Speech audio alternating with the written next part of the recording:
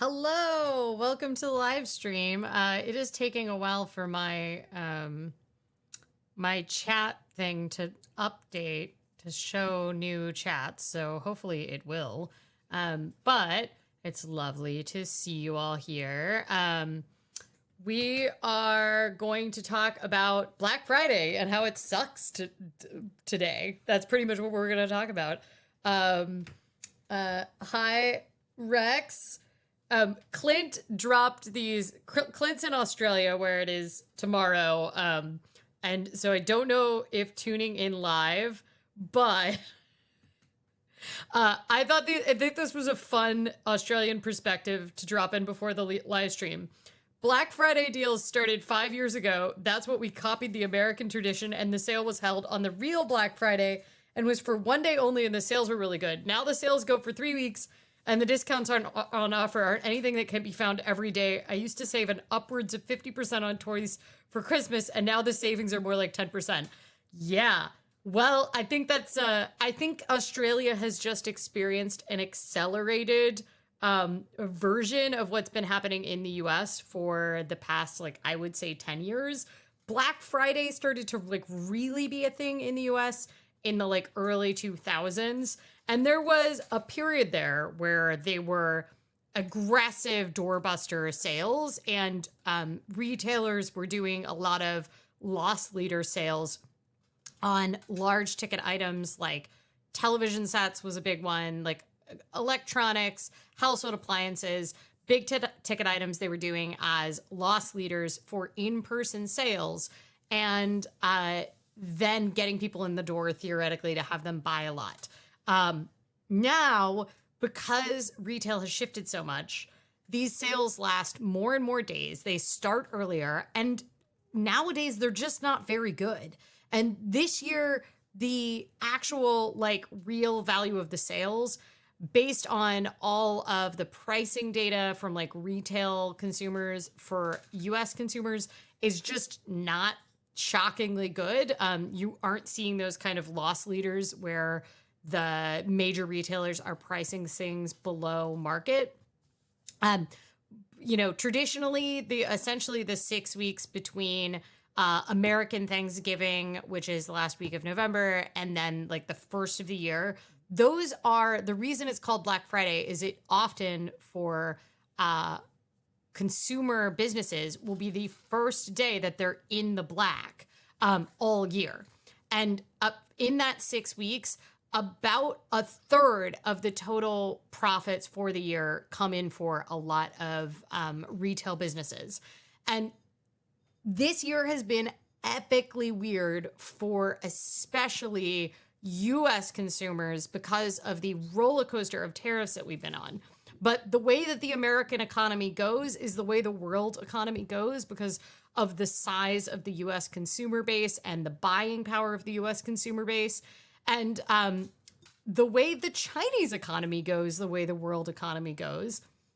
And the Chinese economy has really been struggling to recover. It's had a very slow recovery from the pandemic, and additionally has a like ongoing property crisis that has been happening since the Evergrande failure in 2022. I want to say 2022 is when the Evergrande failure happened. Hi, ma'am. Would you like to join to talk about Black Friday? Hello,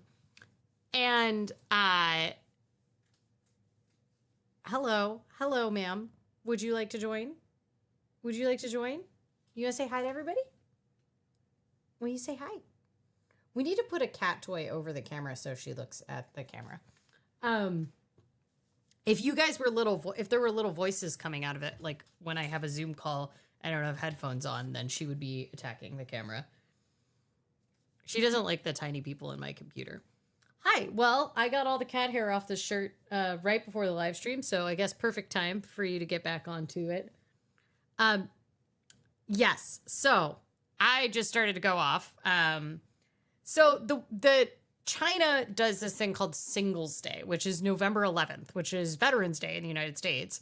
And the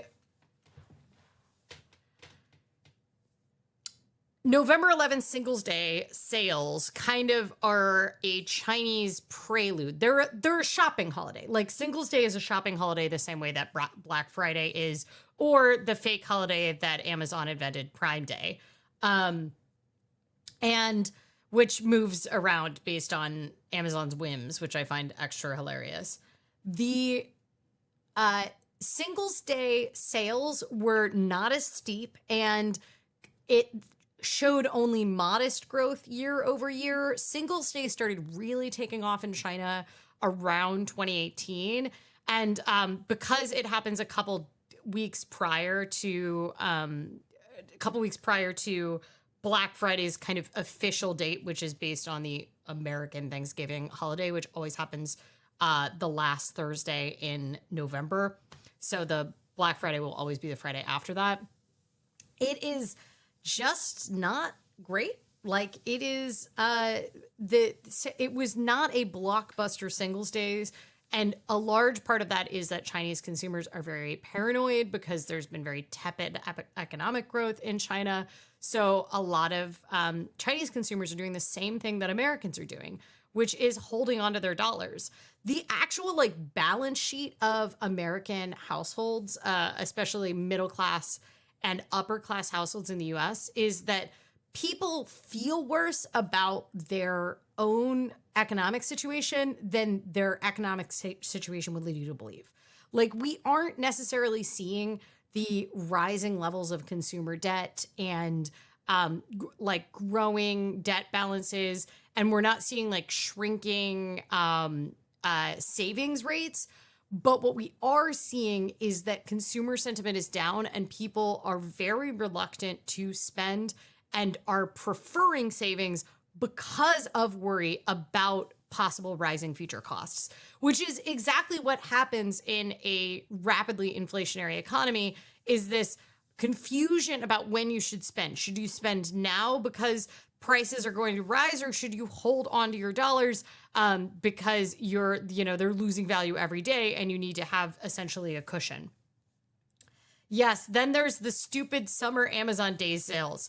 Exactly. Well, and the Prime Day just moves it around. I don't know if anybody has seen the television show, which is actually, believe it or not, on Amazon Prime Television, but it's called Upload.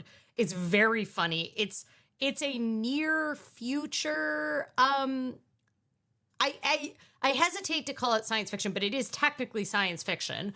I hesitate to call it science fiction because I think that puts a very specific idea in people's heads, but it is a near future satire show about essentially real late stage capitalism. And there is a bunch of times making fun of the holiday that is, what is it called in the show? Do you remember what the Upload Black Friday is called? But it was also a holiday they invented.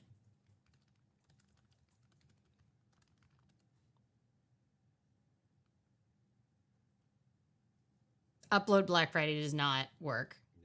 No, that is too vague. The title of the show being called Upload. Also, it was very funny because they always had artificial intelligence in the show, but the AI like knowledge boom took off and the term AI took off. And then when the new season of the show came back, they started calling all the technology AI, even though it was already artificial intelligence. It was very funny. I was watching the show. We actually are like behind on it because it's so dark in the current economic environment. Like, it's just so close to believable. The satire hits too close to home. That's what I'm looking for. Like, also, it's like a lot happens in that show. They're only 30-minute shows, but like there's so many different threads that are being pulled that it can feel very overwhelming at the end of it. It is very funny. It's not dark, but it's dark in the way that your soul recognizes the darkness inside. Yes. I'm glad to know someone else is watching that show. It's so dark and so weird. I also had to stop watching it. Like, it's very funny, but it kind of freaks me out. You encapsulated what happens. Because what happens is we'll be like, oh, we need something short to watch that's like funny. And then we'll be like, oh, we have Upload. And then I'll be like, oh, I don't have the mental bandwidth for upload tonight. And that's gone on for like a month or more. But anyway, they have a holiday where everybody has their 3D printed meals. That is mostly a shopping holiday as well. An all black outfit for the funeral of Black Friday. I think the thing that's interesting to me, and I've been spending a lot of time thinking about my much more anti-consumerist self of 20 years ago lately. But I was very into Buy Nothing Day, which was, I believe, started by Adbusters magazine, which was like a consumer criticism magazine that existed for quite a long time. I don't think Adbusters is around anymore. I don't think magazine is around, but Adbusters Foundation is still in it. But Buy Nothing Day is still around, which a lot of places would do demonstrations on Buy Nothing Day. So we would like go do demonstrations at the mall in the town that I would live in for Buy Nothing Day and tell people they should buy nothing on Black Friday.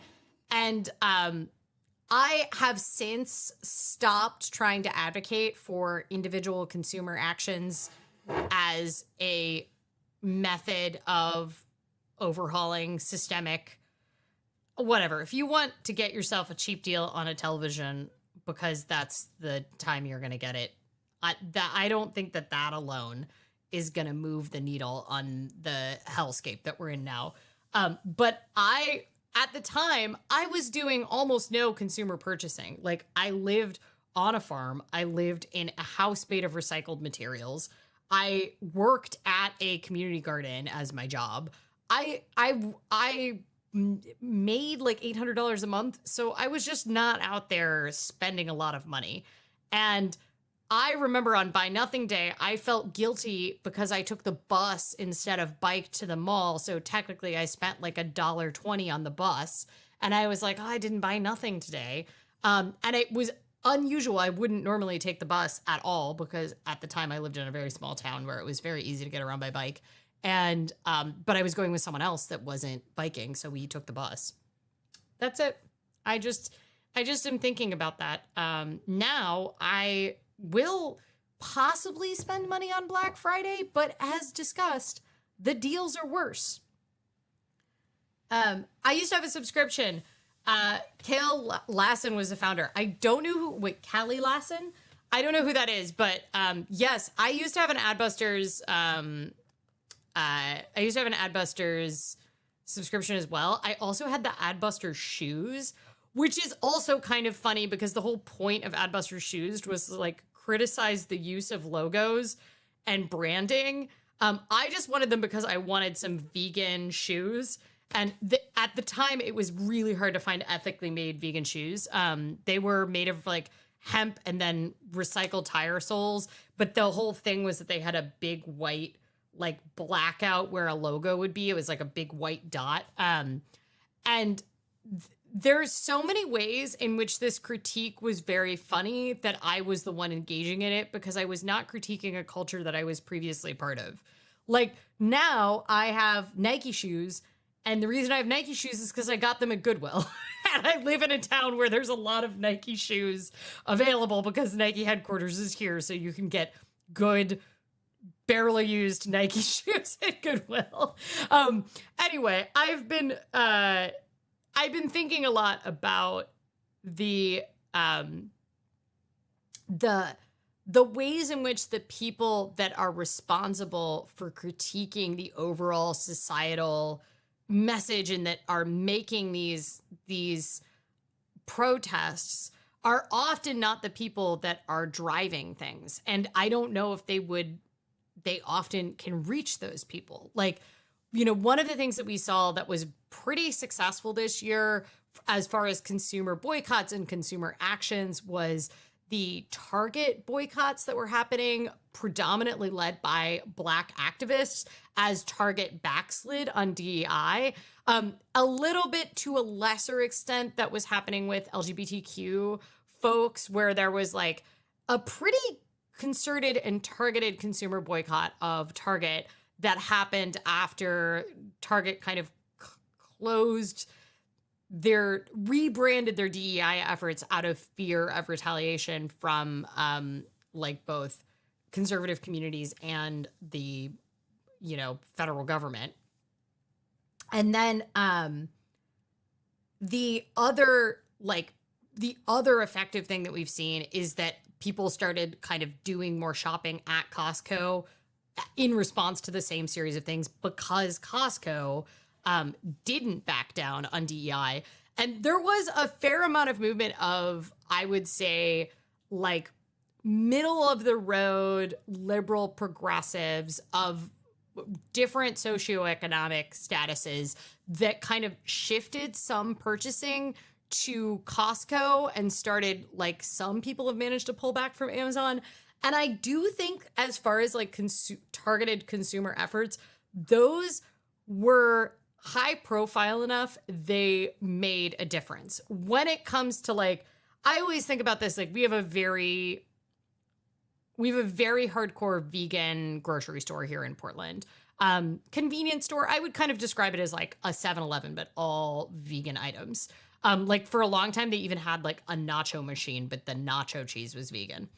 And this is an important part of like an overall movement, is that you always have to have people that are at the fringes. But one of the things that is weird and frustrating to me at this place was that it became incredibly hard to get certain brands of like vegan cheeses from there, like vegan cheeses, vegan frozen stuff, which used to be like their bread and butter. Is that you knew like almost any brand would be available at this store because that was their focus, right? Is like vegan convenience foods.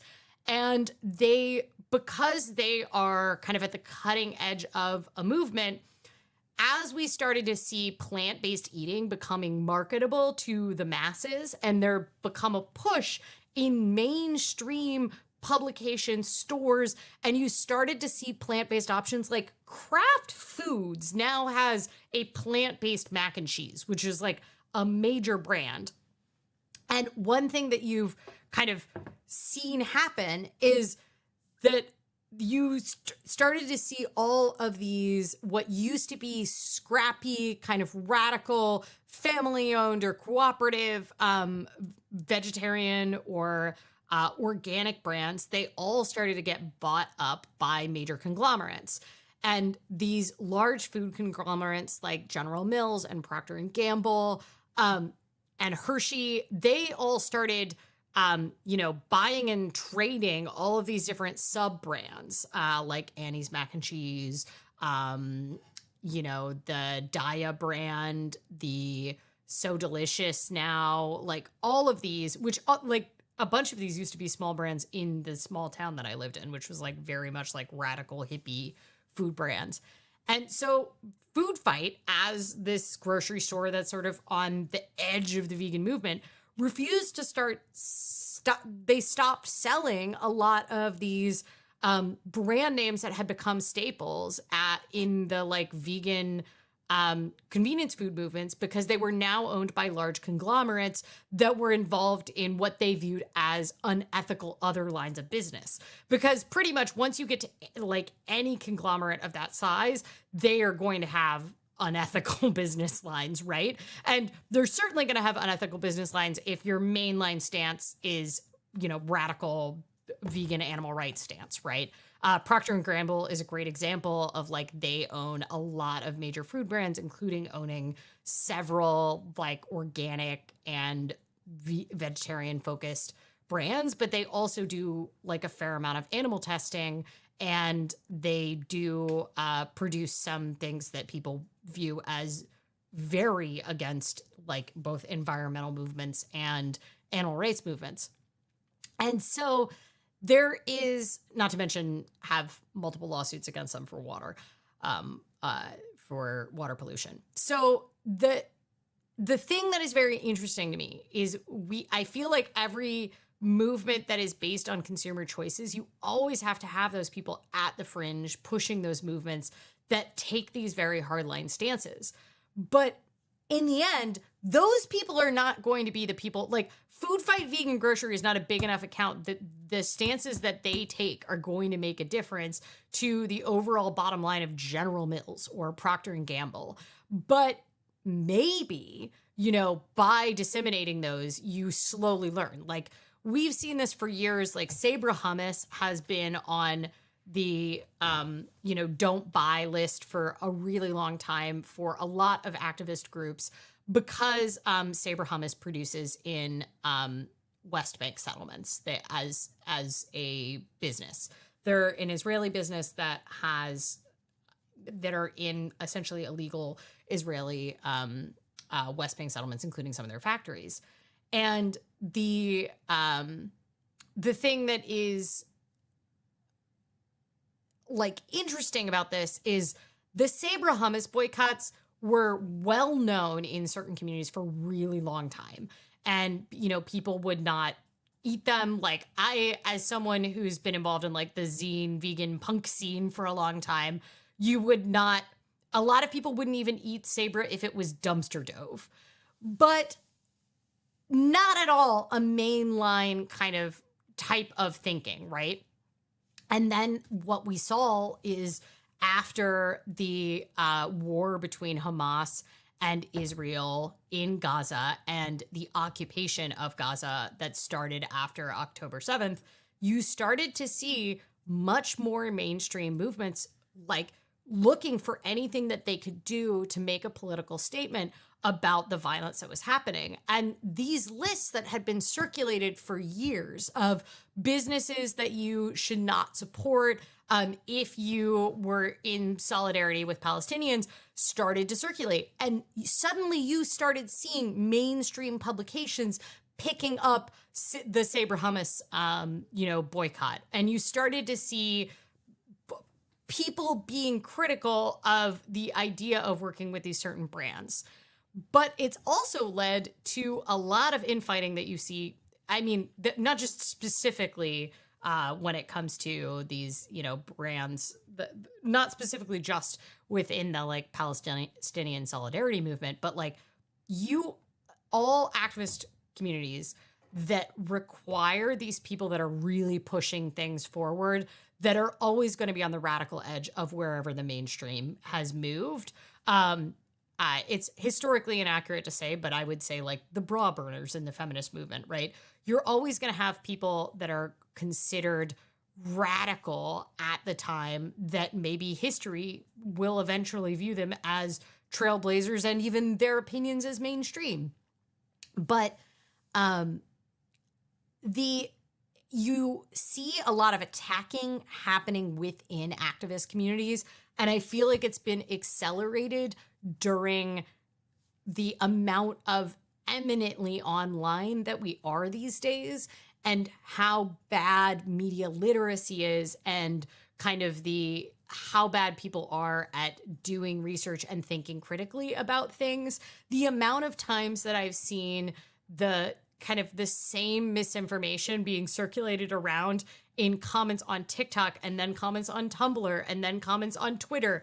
And the source for this ends up being essentially, well, I heard it from this other reputable source on this other social media website.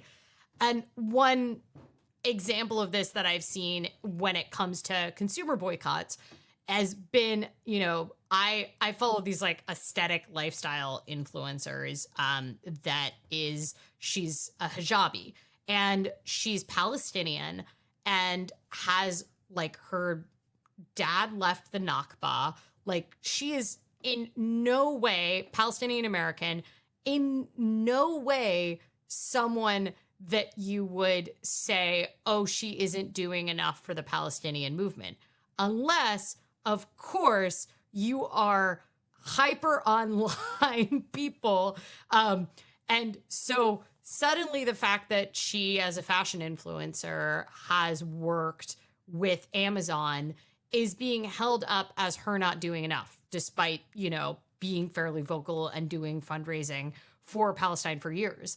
And this is one of those examples of like, you will always be told that you're not doing enough if your bread and butter is going to engage in this kind of groupthink. I don't know. I've been thinking a lot about it. I don't have any solutions for it. I think probably my economics degree is not going to do as well at solving this problem as someone with a sociology degree would do at kind of explaining this, but I live in Michigan where Sabra hummus is the lowest tier of hummus available to me. My only relationship with Sabra hummus is that it has saved my butt in like airports because it's often the only vegetarian thing available in like an airport fridge. That is the only time I'll buy it is like I'm traveling and it's that or no food because it does have protein in it. And sometimes it's like my option is like a sad bag of Lay's or one of those little like Sabra pretzel ones. But yeah, that's my general stance. I agree. It's not very good hummus. It has sugar in it too. Like they put sugar in it. And I think they use it as like somewhat of a preservative and for like the basic palate. But I agree. It is not the best hummus. But I also, when I am stuck in certain places, the fact that there's hummus at all is very exciting to me. Yes, there's no changing the interweb as a vector for misinformation and wild information at that. I know, especially with all of the struggles that journalism is having these days, some of which is journalism's own fault and some of which is, the end of this. K-Walk Comedy says, I'm not spending this week for the blackout. Black people are not spending to send a message. And I think that like one sector of consumers making a choice. I guess the question is, are we going to see the numbers kind of bowed out on that? Because we have seen an effect on Target sales. The question is, are those effect on Target sales? Is that directly related to the boycott? It becomes hard to know. I lived in a city that had a boycott against it for years, I think 3 years, by Black celebrities because of the results of Timothy Thomas Jr. And the Cincinnati riots. And the boycott was felt by the city. So I just spent $1,000 on a car repair, so it's Black Tuesday for me. I'm so sorry. I'm so sorry. I love the idea that the hot deal that you're getting is a working car. I'm sorry. I remember the provocative Buy Nothing Day printout poster. I think the first showed up in 2005. I had it hanging up on the bulletin board at my desk at work. Oh, nice. Yes, I will say Adbusters as designers, they were very good at designing stuff. To my taste, Sabra's taste has changed. I think it's always been terrible hummus. I think it's possible your standards used to be lower. But also, I haven't had it in a long time. I think I last had it when I was in Lakeview, Oregon, like a year and a half ago, and I needed food and the Safeway, and Sabra was my only option. So, as an Asian Jew, I also stand with the blacks and will not be buying anything. I appreciate that there's demonstrations in this chat that people are participating in this. I didn't expect this to be all about boycotts. I seemingly have already gotten off track. Did you guys know that I do have a donut? I haven't even introduced the donut to you all. I also prefer the hummus I make myself. There's only like 1 or 2 hummuses I've had that are better than my hummus when I make my hummus on a good day. But to make the hummus really good, it involves like a bunch of steps and like the cold bath for the chickpeas and everything. It's like a lot of work. I still have not mastered, like I make fine falafel, but I do not make falafel at home as good as I can get it at certain places. Especially like my favorite falafel is Iraqi falafel, which is usually fava bean falafel. It's like nice and green on the inside. It's like my favorite falafel, and I have not successfully made it as good as I've had it.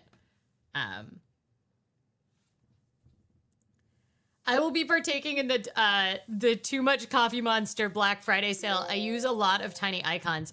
When I did my stationery store no buy last year, I unsubscribed from a bunch of a bunch of lists for small stationery shops. And I've been functionally off Instagram since August. And guess what? Not buying any stationery, I don't think, for Black Friday. So I think I'm doing great. I mean, I haven't, I don't know how much I should be bragging about that ahead of time because I could always acquiesce. I also think that you can choose to not participate in Black Friday as a protest, and still support small shops and essentially be like, I'm doing Small Business Saturday, because you are not making or breaking and protesting by supporting a 1 or 2 person business. That's my stance. I do want to show you all this donut, so I'm going to show you all this donut. Also, please look at the stickers that I am mailing out now. I am 87% done with all my mailings for Patreon. I should be able to finish them all tonight.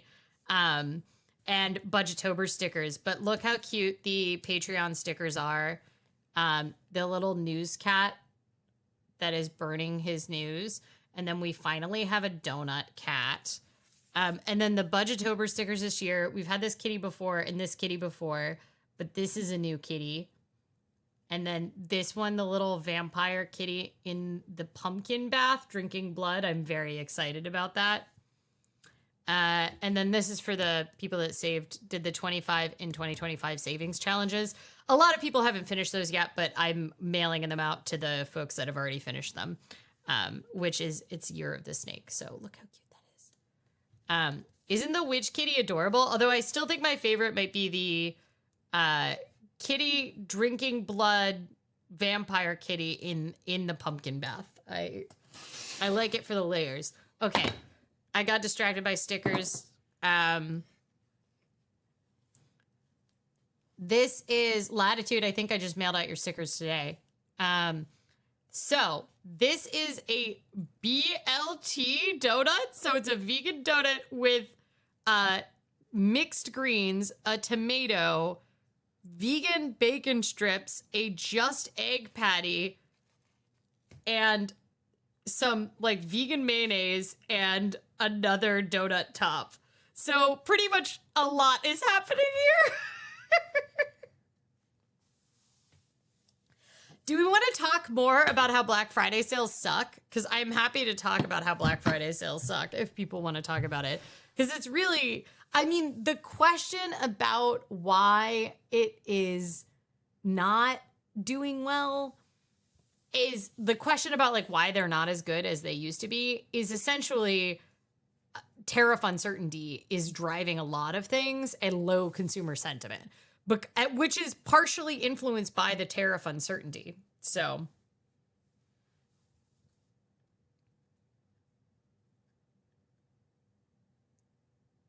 the letter B says, what on earth? I know, the donut is really a lot. This is actually not a seasonal. They have this one in, but it's very expensive. It's like a $7 donut, and I think that's because the Just Egg Patty really drives things up. Speaking of things produced by large conglomerates as vegan, I'm pretty sure Just Egg is been acquired by a large company. So yeah.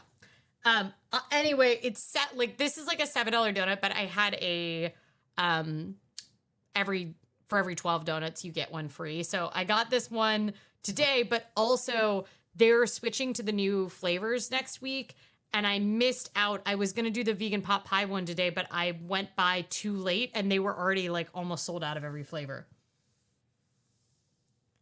Why are Black Fridays so bad now? Did they used to actually be good before I had money to spend? They did used to actually be good for certain loss leader items. And the main reason that they've gotten bad is because of the like shift of consumers to online spending and the fact that loss leaders do not work the same way that they used to be. And tariffs. Quite frankly, one of the reasons that things have gotten so bad now is because these tariffs have gotten much higher. But it used to be that Black Friday sales would be physically limited by the store. They were called doorbusters, and it was because you would line up at the actual store. It meant that it was a lot easier for stores to predict and businesses to predict if they did X number of loss leaders, how much the average sale would be, and kind of like you'd be physically in a store, right? Like if you're trapped in a Best Buy with 500 other people and you've been waiting there for 12 hours in the freezing cold, there's something in economics called the sunk cost fallacy, which is that like, you're like, well, I've got to spend money now. I've been waiting here for X number of things. And so you essentially will spend more. Now, because you've got these online carts, it becomes a lot easier for people to be like, oh, I'm just going to get this one sale item and move out. And so it's made the whole metrics a lot harder. And the retail environment has shifted a lot. There's a lot fewer in-person stores that are big box stores anymore. I barely have one in the city that I could go to now. I have to go like way out to the suburbs to get to most of the big box stores if I was going to go. And they are competing against online, right? So they're competing against Amazon, and Amazon has always started these kind of sales earlier. I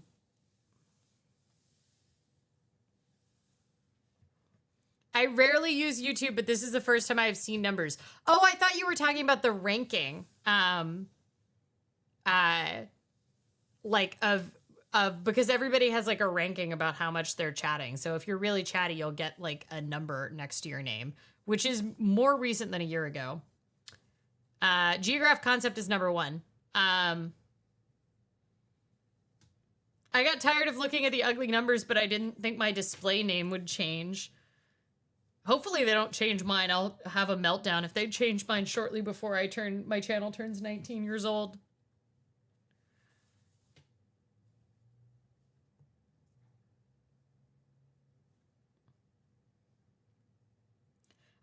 Geograph Concept says, I'm partaking in the library Black Friday sale. Everything will be free to check out.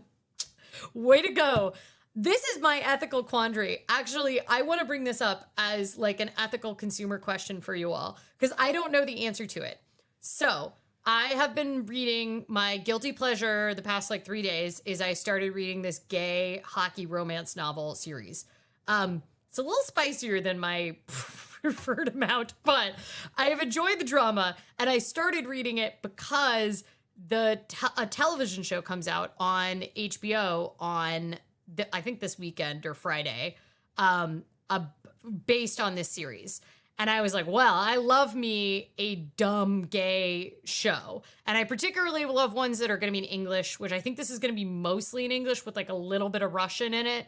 And the reason is there's a lot of good gay shows that are in other languages, but then I can't watch them while I do other tasks because I need to read the subtitles. So I am currently not subscribed to any streaming services except for YouTube Premium, which is frankly just like very much and also Spotify Premium.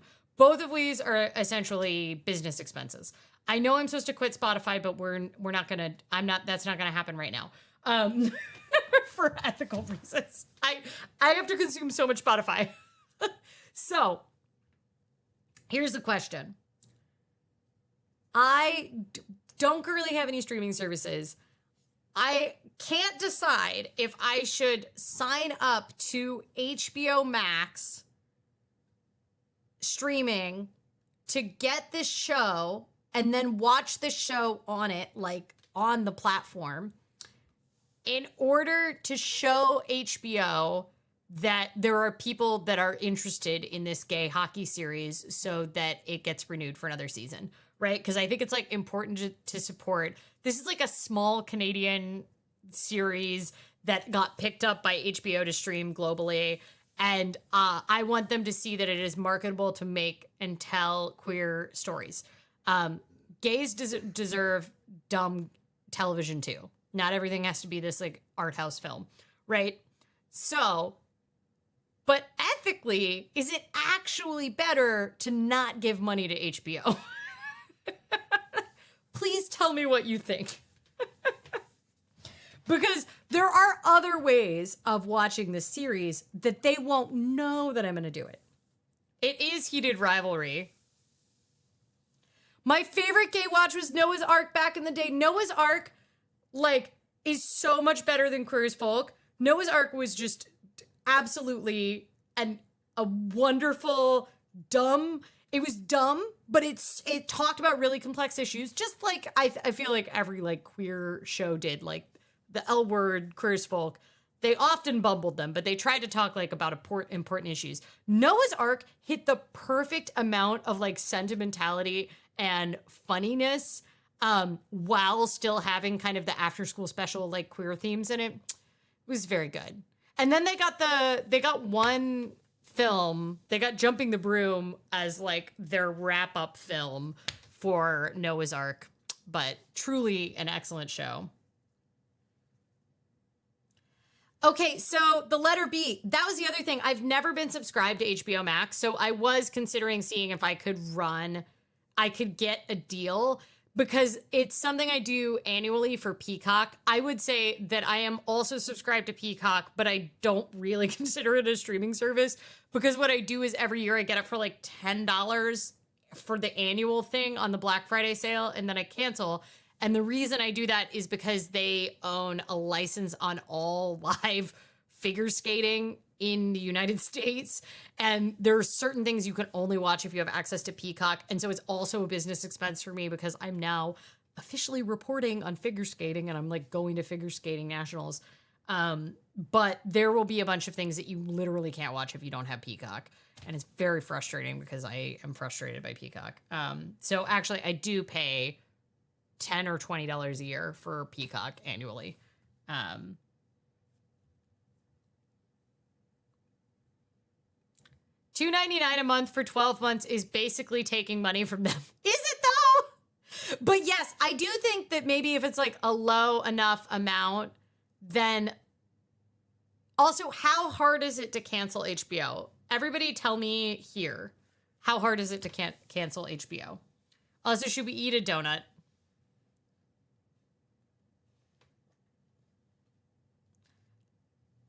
I have been checking out CDs from the library and importing them to the library and buying individual tracks to get away from Spotify.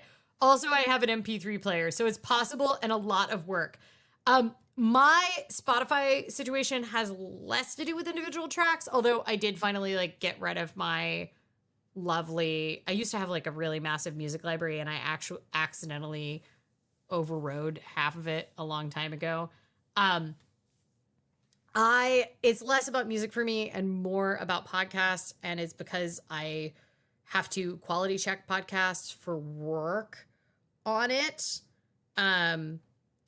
So anyway, it really is a work related for me at the moment, but because I pay for it, I'm like, well, I guess I'm just going to use it.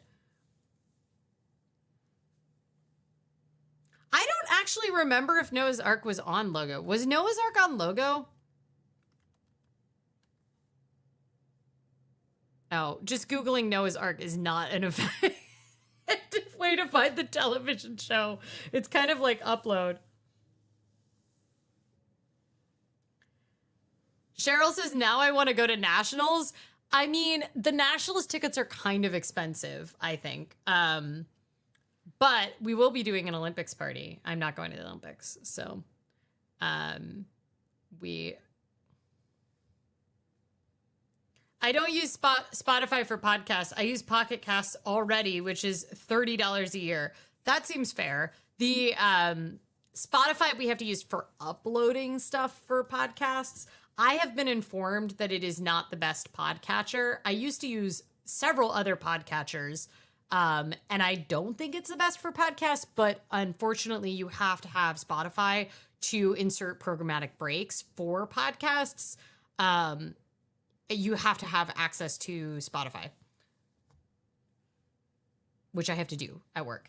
I don't buy any goods except groceries unless they're on sale. If it's not on sale, it's not for sale. In the States, how many people wait to Black Friday to Christmas shop? I mean, based on the data, a lot of people do. I don't really Christmas shop very much because I don't tend to do a lot of gift giving because it's not really my holiday. But I'm trying to get better at it. I'm just a very bad gift giver. I'm working on getting better at it. But Aaron's birthday is 3 days after Christmas, so but it's also very hard to get Aaron gifts because Aaron just buys stuff if he wants it. So I feel like this is the problem. Or the stuff he wants is so expensive. If he doesn't just buy it, it's so expensive it's not it's like a solar panel or something. Also the cats are passed out, y'all. Cheryl says, I think I'm the short order cook for the Olympics party. I need to check the air times because I'm trying to figure out like when we should time it. I'm really hoping that it's better than Beijing where the women's figure skating was at 3:30 in the morning for us because that was rough.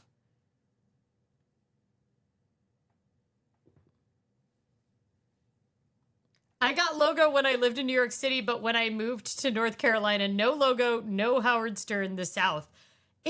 There wasn't, like, logo wasn't even available. I have never paid for cable, so I don't have, like, a good idea.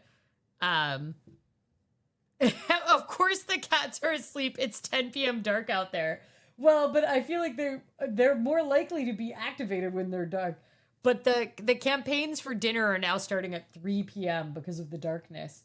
Oh my God, you're very cute. She's very tired. She's a very tired kitty. Aaron looks like he's difficult to buy for. What does that mean? Aaron is difficult to buy for.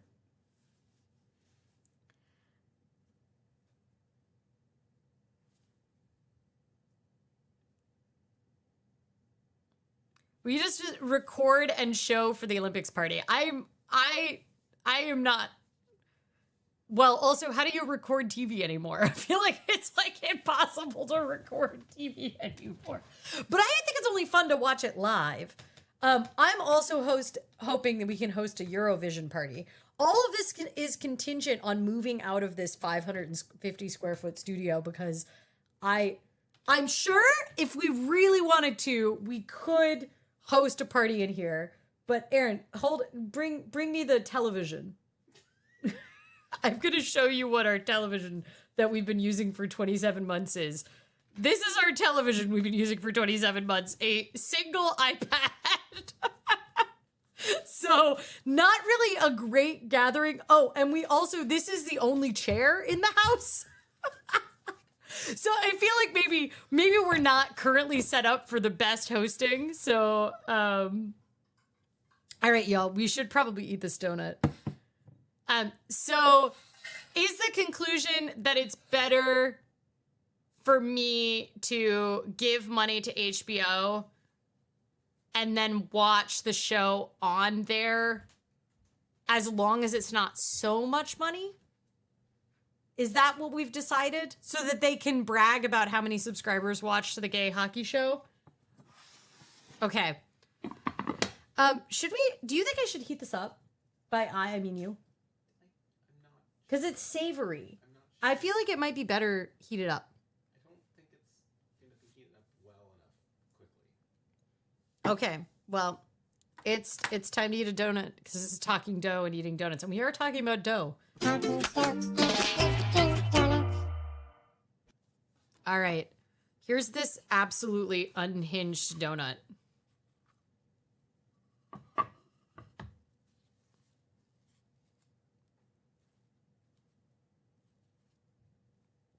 I mean, it's really quite a lot. So it's a vegan BLT. I also don't like tomatoes very much, but I'm going to suffer through it to be able to accurately capture this sandwich. I think what I'm going to probably suspect is that you don't need donuts as the bread for a sandwich. Like, that's not a thing anybody needs.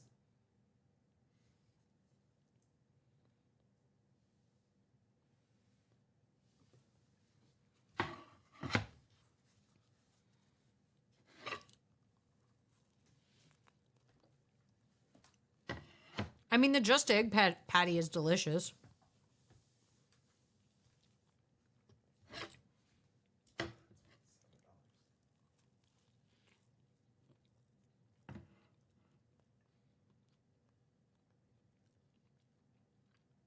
It's really a lot. Would you say that's why it's $7? It's because of Just Egg patty, yeah.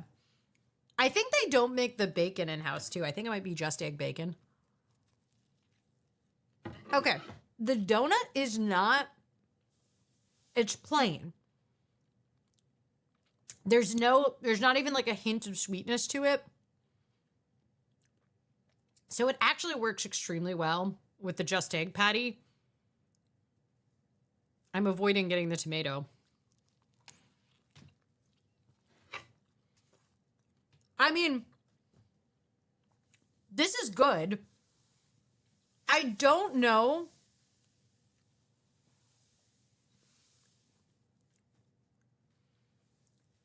HBO is generally pretty astute when it comes to programs, which is to say the gay hockey show will be entertaining and not suck. I agree. The source material is also pretty good, I would say. I mean, and I guess since it's HBO, it makes sense they acquired it because it's a very, very spicy series. Like, at least the first book, which I think is not the one that it's based on, is like the ratio was like 50-50 spicy scenes to plot. But the plot was solid. So what you're taking a lot of bites. So I think this means the tax is heavily reviewed. I also don't really care if it's like an incredible show. I feel like we're in this moment where we have so many good deep shows that have been coming out on TV the past couple years, and I'm behind on all of them because I can't take super complicated, like the world is very complicated right now, and really complicated dark shows, and they're also all physically dark. I think they're allergic to lighting shows now, but I just feel like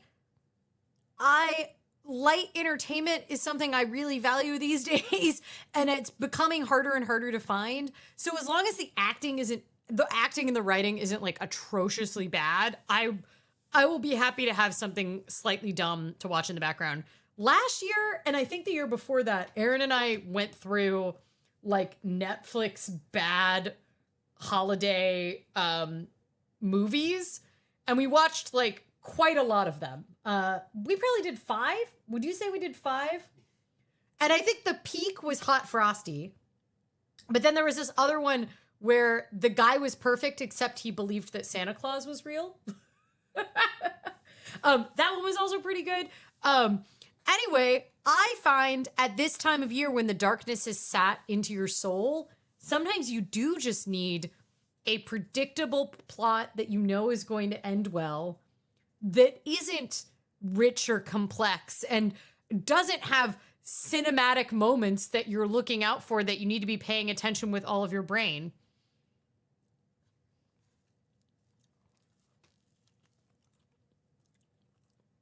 All the films are getting darker. I took the tomato out, guys, because I just don't want to eat the tomato. Let me eat it with the tomato. But I want to eat it without the tomato. You can have the tomato. I don't want the tomato by itself. Okay, I'll let you finish it with tomato. What's my verdict? Is it a donut? Let's start with, is it a donut? It has donuts on the outside. But they're fried donuts on either side of it. So I think it has to be a donut. I think it's a sandwich. It's a donut sandwich. Okay, here's the follow-up question. Does it need to be a donut? If it is a donut, does it need to be one? The donut bun is not doing anything for the rest of it. The donut is actually just good soft bread. And like good soft bread is really hard to do. Like I think if that was on a dinner roll, it would be terrible. Right? But would I prefer it just be on a nice ciabatta, toasty ciabatta? I think I might. So I think the execution for what it is, which is a BLT, a vegan BLT on a donut, is very good. But I don't know that that needs to be a thing. So I'm going to say it's 3.5 out of 5 for me. It's well done. I just don't know that it needs to exist. What are you saying, Aaron? agree because I've had savory donuts from them that are better. They're more appropriate.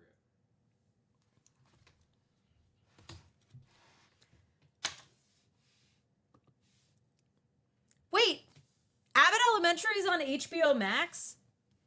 But it's a network show.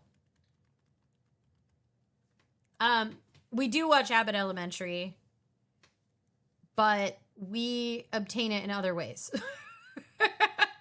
Also, Abbott Elementary is nice and breezy and funny, and it is one of those shows that we actually can watch, and it's short because it's a network show, so it's only like 22 minutes or whatever, and it's great for actually. So wait, so Abbott's on ABC. Why is it on HBO Max? It has the four seasons. The morning show sucked me in again this season. Okay, the morning show. I love how this is just turning into my very bad television reviews where Lily starts watching a show and then doesn't finish it. I don't have complex things to say about television shows. I am not a pop culture journalist. I will say the morning show almost feels too real. It used to feel too real working in broadcast news. Because a lot of the decisions they're puzzling through are things that like all newsrooms are puzzling through now.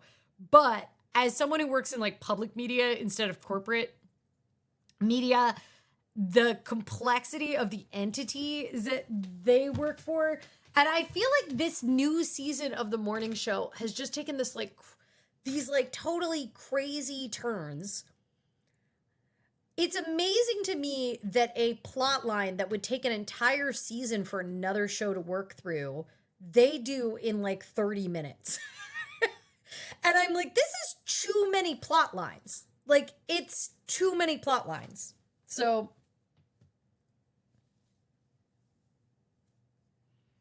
but it is still good.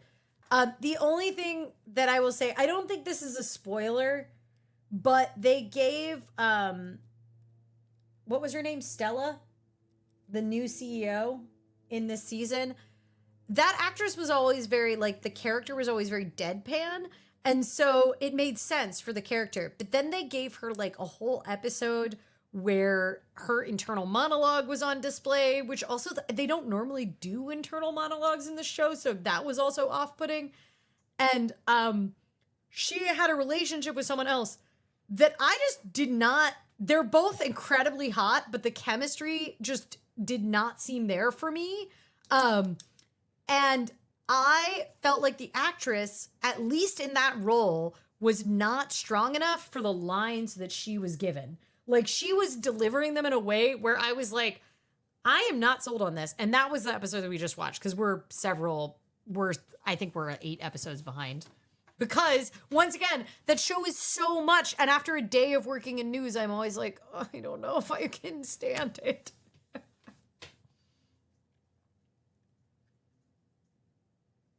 Aaron does have a tuner that can record, but it has to be broadcast TV, which the Olympics will not be because it's Peacock. So they're only going to play like a tiny version of it. Anyway, well, it's fine. I know I'm a sucker that every 4 years is for sure going to have Peacock for the Olympics.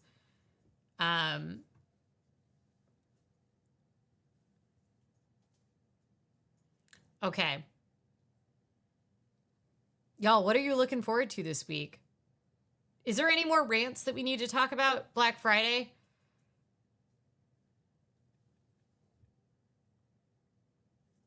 Essentially, all of the evidence is that most of the sales are not going to be significantly better than they have been at other points. There was a consumer marketing study that I got in my work inbox earlier this week, but it did broad-based against all of the hottest kind of categories for Black Friday sales, and it found that none of the offers of the day were at their lowest level over a 12-month stretch. So it looked at prices for 175 home tech and health appliances across 8 retailers and found that none of the Black Friday deals were the lowest price over the past 12 months. And I feel like that's like yet another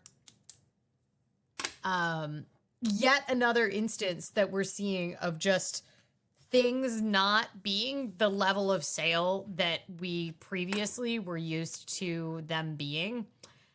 So I think that you don't have to feel terribly inconvenienced by a boycott. Marianne Cotillard is a terrific actress. I've seen her in a bunch of mostly French movies. Yeah, she was great in she's great in this show, I would say. She's also very gorgeous and makes me every time be like, why does my Bob not look like that? No, I'm talking about the other person that is not. Well, and I think that Jennifer Aniston and Renee Zellweger do excellent in that show. As does Don Draper. I can't remember the actual actor's name. What is the actor's name for Don Draper? He's just Don Draper. But I have Apple TV for Severance, but never watched the morning show.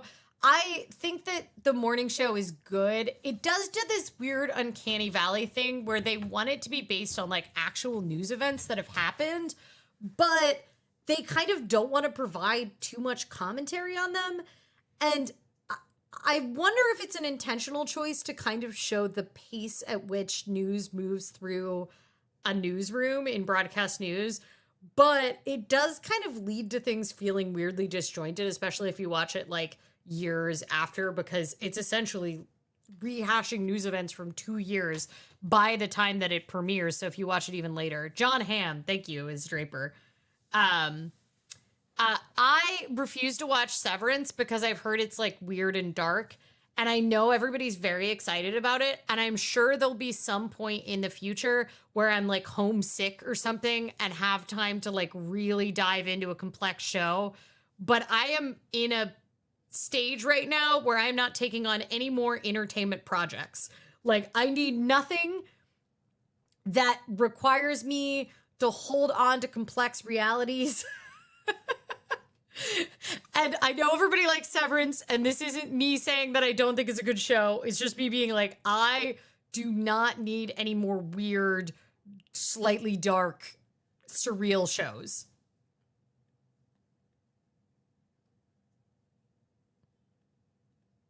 Data point, your promo reel worked. Oh, thank you. Well, it's lovely to see you here. It's great to know that that it actually works for some people. Although we have now veered completely off of talking about Black Friday sales, and now we're just talking about television shows, which I have no actual data or experience for, versus like I can talk about consumer data. So yeah. I'm a person who watches shows sometimes. KWAT Comedy is following the assignment. No one else is following the assignment. Tell me what you're looking forward to me for. But KWAT Comedy says looking forward to the drive home for the holiday. Ooh, do you get 5 days? That's exciting. Our schools are off all week this week, which means that the rink has been extremely crowded. And I ended up just not going to the rink today because I had like freelance stuff to do, and I'm working on Thursday and Friday and then Saturday and Sunday. So and tomorrow. I'm working a 5-day week. I'm not taking any time off. And so I was just like, I guess I'm just not really gonna skate now. Apparently, I look forward to watching TV because I just signed up like a sucker. Wait, did you sign up for the HBO Max after we discussed the heated rivalry?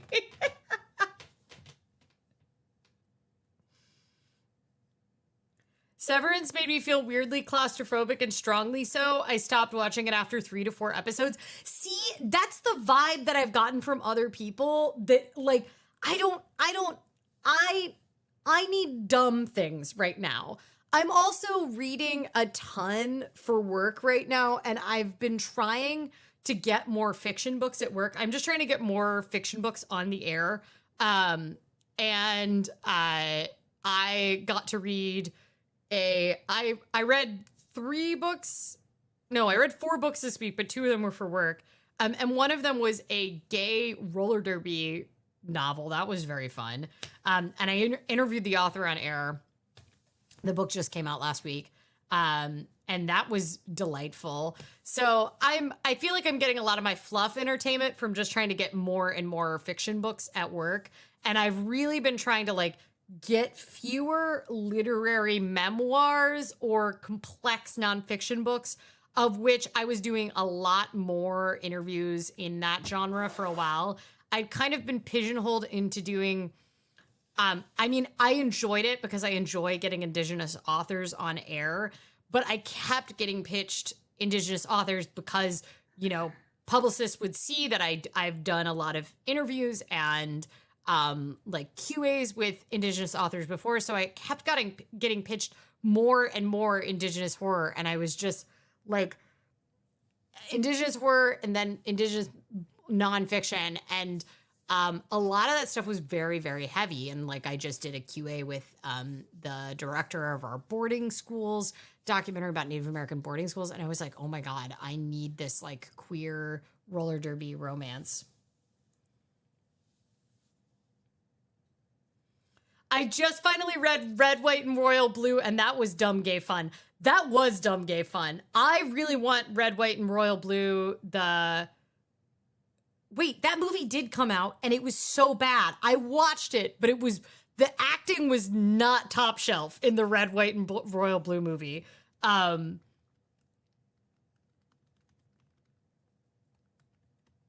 Yeah, that acting was not the top shelf that I want. There's another one that was like American royalty that's only like a little gay. Is that what is the name? There's like another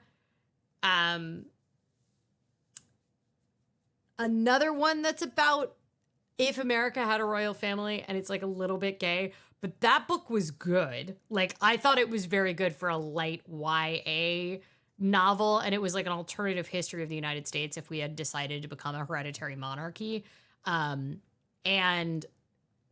split off from the UK. And that one I believe is coming out soon. And the second in that has like a really excellent gay romance in there.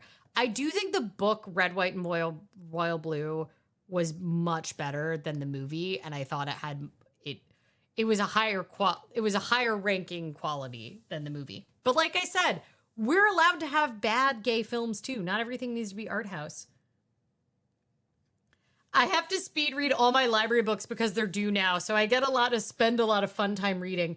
They started limiting how many Libby holds we can have. Like they halved. I mean, they've always limited it, but they halved the amount of Libby holds that we can have now at the library, which was a budgetary decision. I like support that, but it means that I've been going to the in-person library more because it's the trip to the library means that I can get stuff on hold much faster than having to like unfreeze all of my Libby holds and like maintain a complex ebook, audiobook checkout hold system. And so I've been rediscovering the joy of going because they just did a bunch of revamps and a whole bunch new libraries opened that had been closed for like 2 years while they did revamps. I love the upgrades that they did to the library, but I keep remembering how much I love going to the physical library and how cool it is to check books out. I do have some feedback about how they did the door system and where the holds are relative to the bike parking at one of the libraries. They also got this like crazy check-in robot that prints you out a receipt and shows you the books as you're returning them, even when the library is closed. That is very cool. But I do feel kind of perceived. I liked just dropping them in the little slot. Is the Red, White, and Royal Blue worth watching for shits and giggles? I would say it's on the same tier as like watching a bad holiday movie. Like it's gonna be cute, it's predictable, you know how it's gonna go. The acting is fine. it's not so bad that you're going to turn it off. So yes, I would say for shits and giggles. I would not hold it up as going to be amazing experience, but yes. The US is trying to be a monarchy, so yes. If you want a dumb gay audiobook, Boyfriend Material has a great narrator.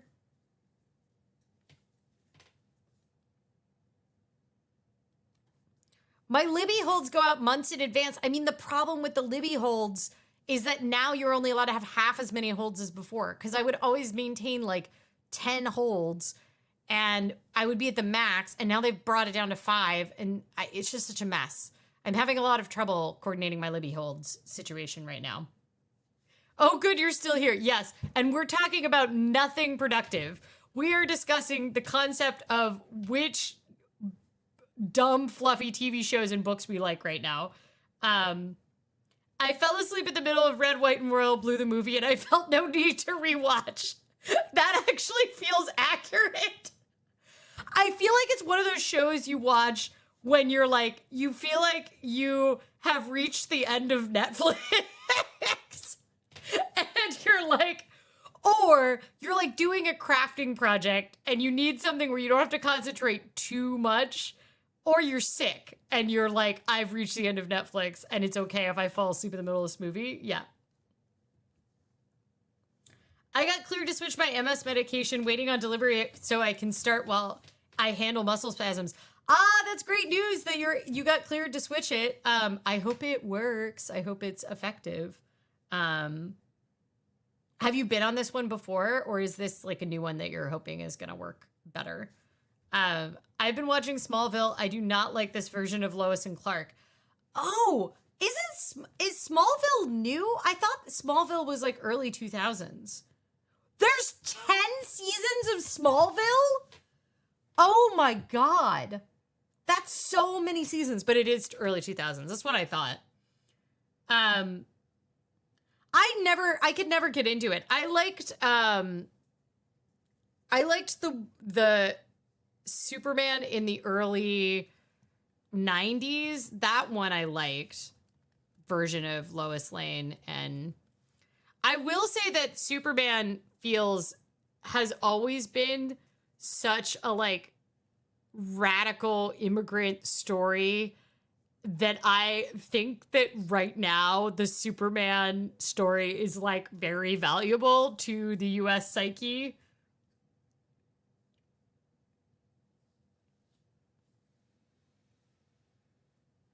Season 10.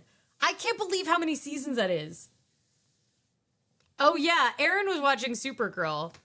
That Aaron's selling of Supergirl to me was to say that it was very gay. And so then I tried to start watching it, but I think I only made it. Did I even make it a full episode in? I feel like I like 80% in an episode. And I was like, oh, there's so many characters. I don't understand what's going on. And then my light entertainment shows, I don't like to have to do a lot of work to be caught up on what's happening. I feel like this is the risk with like this problem that's happening with IP in Hollywood right now, where they're just recycling so much of the intellectual property and trying to like wring every shred from what they have. That one of the problems with like a series like Superman that's been around for 90 years is that there's so many different versions and complexity in the storyline that you're just like exhausted getting through it. What was that the one in the X-Men universe that we watched that I really liked? With the like Muslim teenager main character.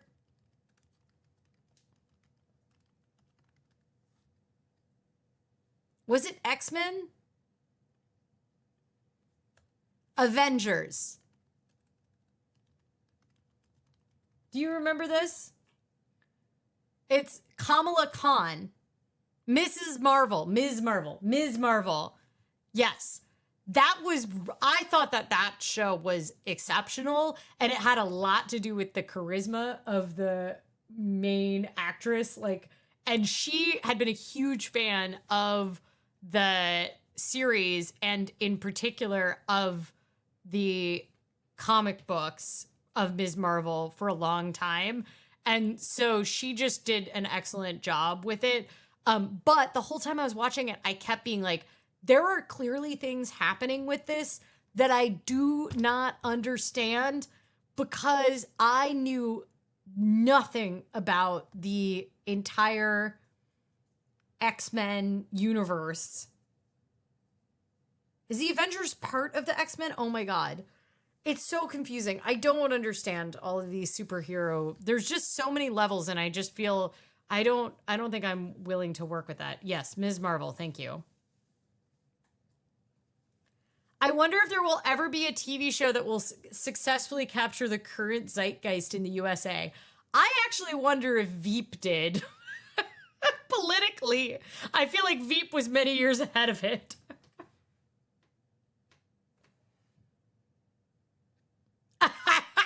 I have fallen asleep with Smallville on many times. I do like how many times they have Clark take off his shirt. Wow. When did I watch Supergirl with you? Because I feel like it was only a couple seasons in. But it's apparently been 10 years since it came out. Damn. I do see Supergirl come across my Tumblr dash sometimes, which is always a sign that it has a dedicated gay fan base. If I see it come across my Tumblr dashboard in GIF form, or I think anybody's Tumblr dashboard, are any straight people using Tumblr left? It's the real questions. Okay, K-Walk Comedy was the only person that told me what they were looking forward to this week. Oh no, watching TV. The letter B said watching TV. Geograph Concept said, wait, what are you looking forward to, Geograph Concept? What are people looking forward to?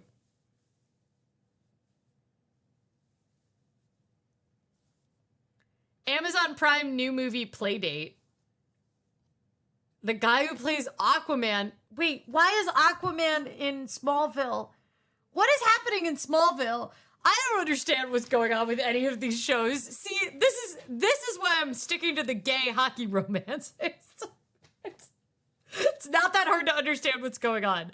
I will say that reading 3 queer romances in a week has led me to be like, I need to write my figure skating YA queer romance novel that's in my brain. But realistically, that will be in like 10 years. So maybe we'll have same-sex ice dancing legalized by the International Skating Union before I finish my enemies to lovers gay figure skating YA novel.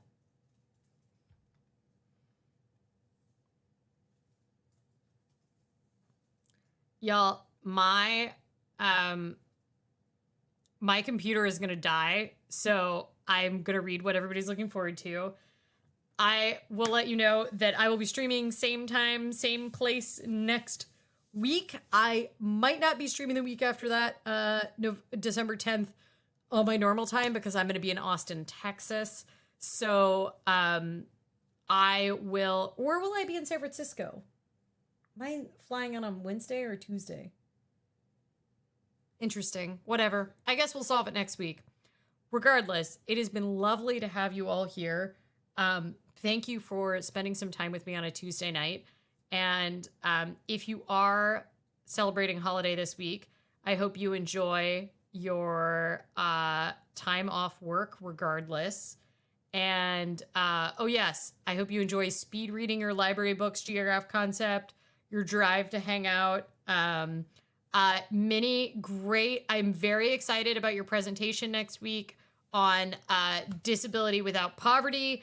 I hope that you have a excellent presentation.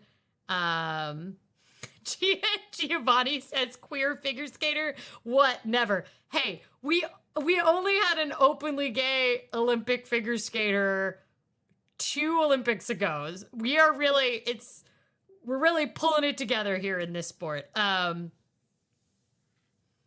I am very excited about your presentation. I will look forward to seeing my mom on Thursday.